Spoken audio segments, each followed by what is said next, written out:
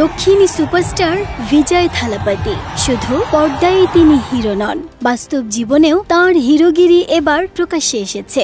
এবার বিজেপি ও ভারতের প্রধানমন্ত্রী নরেন্দ্র মোদীকে নিয়ে কড়া সমালোচনা করেছেন। নরেন্দ্র মোদী ও তাঁর দলকে ফ্যাসিস্ট আখ্যা দিয়েছেন বিজয়।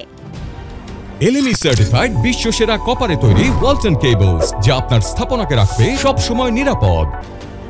ভারতীয় সংবাদ মাধ্যমের এক প্রতিবেদনে বলা হয়েছে, মাদুরাইয়ের পারাপাথিতে বিজয়ের দল তামিলাগা ভেটরি কাজাগামের দ্বিতীয় রাজ্য সম্মেলনে হাজার হাজার সমর্থক জড়ো হয়। সেই সমাবেশে বিজয় নরেন্দ্র মোদী এবং তাঁর দল বিজেপিকে আদর্শগত শত্রু এবং একমাত্র রাজনৈতিক শত্রু হিসেবে উল্লেখ করেন।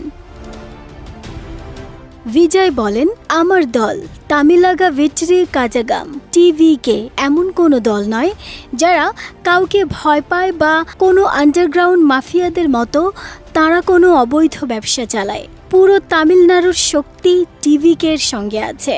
চলুন আমরা ফ্যাসিবাদী বিজেপির বিরুদ্ধে যুদ্ধ ঘোষণা করি। তিনি আরও বলেন, সিংহ সবসময়ই সিংহ হয়। একবার গর্জন করলে সে শব্দ ৮ কিলোমিটার পর্যন্ত কম্পন সৃষ্টি করে। জঙ্গলে অনেক শিয়াল থাকে, কিন্তু সিংহ থাকে মাত্র একটি। সিংহই কিন্তু দিন শেষে জঙ্গলের রাজা। সিংহ জানে কি করে ঠিক নিজেকে টিকিয়ে রাখতে হয়। নরেন্দ্র মোদীর সমালোচনা করে বিজয় বলেন, আপনারা হয়তো ভাবছেন 2029 সাল পর্যন্ত আপনাদের যাত্রা মসৃণ হবে, কিন্তু আমি স্পষ্ট করে বলছি, পদ্মপাতায় যেমন জল আটকে থাকে না, তেমনি তামিলরাও বিজেপির সঙ্গে আর থাকবে না।